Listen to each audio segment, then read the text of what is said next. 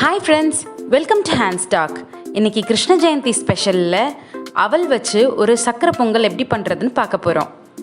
இதுக்கு தேவையான பொருட்கள் சிவப்பு அவல் 1 கப், பாசிப்பருப்பு 1/4 கப், வெல்லம் 1 கப், தண்ணி 1/2 கப், பால் 1 கப், முந்திரியும் திராட்சையும் 2 டேபிள்ஸ்பூன்,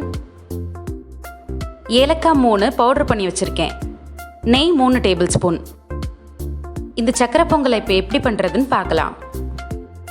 அடுப்பில் கடாய் வச்சு கடாய் நல்லா சூடானோடனே 1 டீஸ்பூன் நெய் சேர்த்துக்கணும்.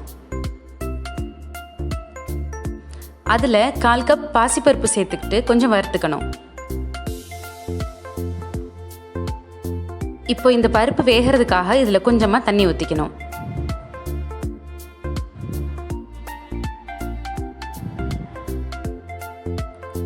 மூடி போட்டு வேக வச்சா பருப்பு சீக்கிரமாக வெந்துடும்.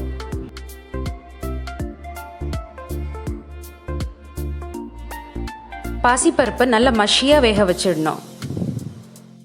இப்போ இன்னொரு பாத்திரத்தில் கொஞ்சமாக நெய் வெட்டுக்கணும். நெய் கொஞ்சம் சூடானோடனே 1 கப் அவலையும் அதில் சேர்த்துக்கணும். லைட்டாக ரோஸ்ட் பண்ணி விட்டுட்டு அவல் வேகிறதுக்காக அதில் 1 கப் பாலை சேர்த்துக்கணும்.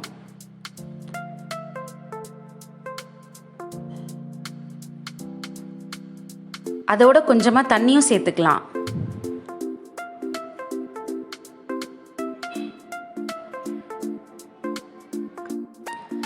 இந்த சக்கரை பொங்கலை வெள்ளவல் வச்சும் செய்யலாம். ஒரு ஹெல்தி போர்ஷனுக்காக இதில் சிவப்பவல் வச்சு செஞ்சுருக்கேன்.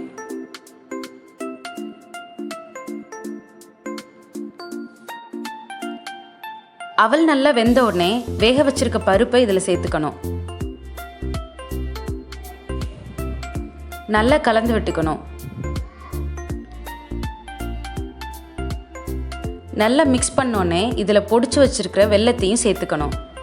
நான் இதில் 1 கப் வெல்லம் யூஸ் பண்ணியிருக்கேன். உங்களுக்கு பிடிச்ச மாதிரி இதில் கூடவோ குறையோ வெல்லம் யூஸ் பண்ணிக்கலாம். வெல்லம் நல்லா கரைஞ்சதுக்கப்புறம் இதில் பொடிச்சு வச்சுருக்கிற ஏலக்காயையும் சேர்த்துக்கணும்.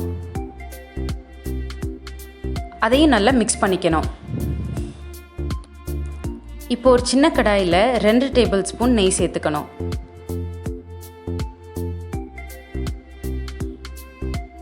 நெய் கொஞ்சம் சூடானோடனே அதில் முந்திரி பருப்பையும் திராட்சையும் சேர்த்துக்கலாம். நல்லா ரோஸ்ட் ஆனோடனே இதை அவல் வெல்லம் மிக்சரோட சேர்த்துக்கணும். விருப்பப்படுறவங்க நெய்யை கம்மியாகவும் யூஸ் பண்ணிக்கலாம். நான் குழந்தைங்களுக்கு செய்கிறதுனால இதில் 2 டேபிள்ஸ்பூன் யூஸ் பண்ணியிருக்கேன். எல்லாத்தையும் சேர்த்து நல்லா கலந்து விட்டுக்கணும்.